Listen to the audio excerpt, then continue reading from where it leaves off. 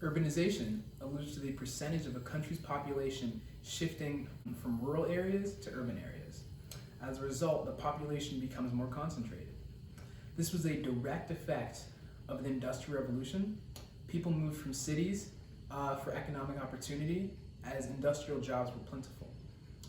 There were two ways in which cities grew: through external and internal immigration.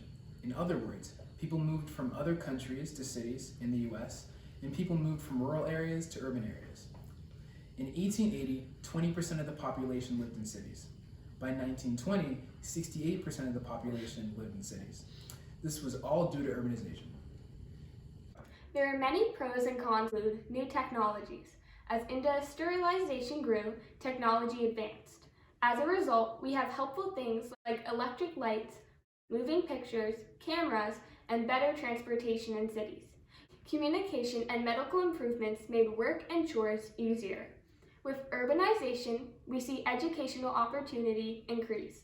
With more people, more schools, and universities being built, made education more accessible to the public. We see the public become more cultured as museums and libraries are built. Art also took form in new buildings, skyscrapers. The revolution of the steel industry brought about new and improved buildings. These buildings could reach new heights and created beautiful skylines we see today in cities like New York. Urbanization also brought with it more economic independence for women. During this period, many women entered the workforce as telephone operators. This helped to strengthen women reform and unions. Lastly, there was a sense that if you worked just hard enough, you could go from poor to rich, like Andrew Carnegie. The idea of going from rags to riches was giving a lot of hope to Americans and led them to work harder. The American dream was even around back then, but took a slightly different form. On the other hand, there is a darker side to urbanization. Some negatives include widespread urban poverty. As a result, there was a growing divide between the rich and the poor. It seemed as though the rich depended on the poor getting poorer to get richer. The sanitation of urban areas became uncertain. There was a lack of clean water and waste disposal infrastructure. This led to cholera outbreaks. Poor often lived in very small areas called dumbbell tenements. They were 4 to 6 story apartment buildings where multiple families lived in close proximity. These were very unsanitary and led to the spread of diseases. Jacob Rice exposed the upper and middle classes to these terrible living conditions in his book, How the Other Half Lives.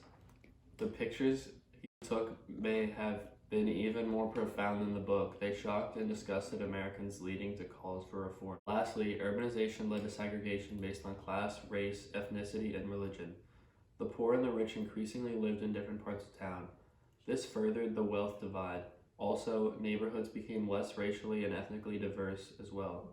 For example, the Upper East Side of New York City was mostly Jewish neighborhood. Some of the areas still are segregated today. The South Side of Chicago was and still is a mostly African American neighborhood. The Gilded Age brought economic, political, and lifestyle changes in America.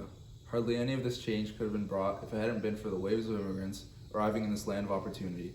Immigrants were the most important catalyst in this great age of change. Poor, unskilled, and uneducated laborers were arriving in droves, and they were quickly fed to the industrial system. The great capitalists of the Gilded Age, such as Rockefeller and Vanderbilt, built their empires with immigrant labor. Immigrants made iron in factories, and immigrants laid that same iron as railroad tracks all across America. These people came from countries such as Italy, China, Greece, Poland, and many other Eastern European countries. This mass immigration was known as new immigration and accounted for 3.5 million new people. For the most part, they lived in total squalor. This increase in labor caused economic growth, but that is not the whole story. They overpopulated cities, filled them with crime, poverty, poor sanitation, and created hostility between ethnic groups. Native-born Americans, unfortunately, also saw these immigrants as unwelcome competition. There are three distinct classes in the Gilded Age: the nouveau rich, the middle class, and the working class. The nouveau rich consist of the super wealthy, the robber barons or captains of industry. The middle class was a new emerging class that was more comfortable than the working class, but did not have the wealth of a Rockefeller. They were not struggling financially, but were not living vicariously. The working class was the largest of the three.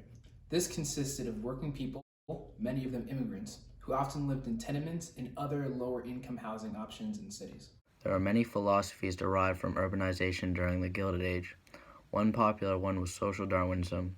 Charles Darwin believed in survival of the fittest, so if you were not thriving in society, then you would deserve to be poor.